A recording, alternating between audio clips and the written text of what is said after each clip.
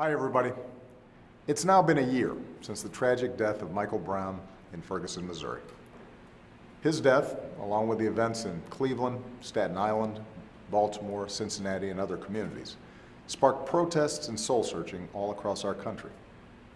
Over the past year, we've come to see more clearly than ever the frustration in many communities of color and the feeling that our laws can be applied unevenly.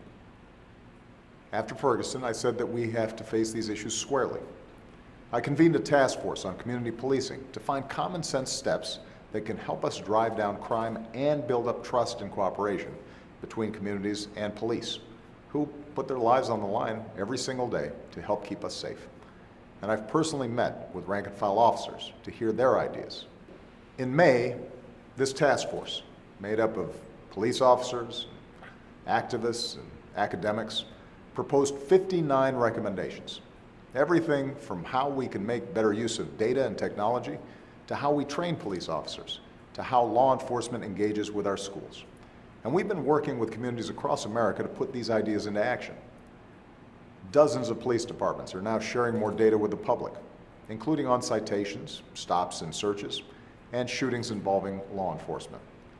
We've brought together leaders from across the country to explore alternatives to incarceration. The Justice Department has begun pilot programs to help police use body cameras and collect data on the use of force.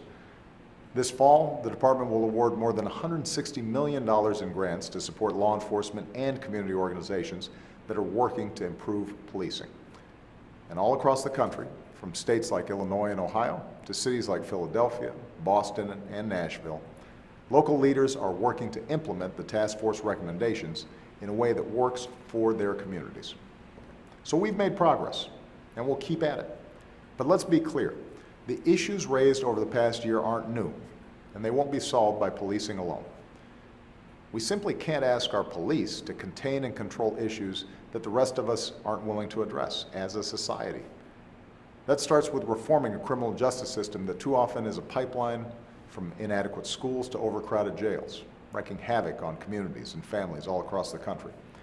So we need Congress to reform our federal sentencing laws for nonviolent drug offenders. We need to keep working to help more prisoners take steps to turn their lives around so they can contribute to their communities after they've served their time. More broadly, we need to truly invest in our children and our communities so that more young people see a better path for their lives. That means investing in early childhood education, job training, pathways to college. It means dealing honestly with issues of race, poverty, and class that leave too many communities feeling isolated and segregated from greater opportunity. It means expanding that opportunity to every American willing to work for it, no matter what zip code they were born into.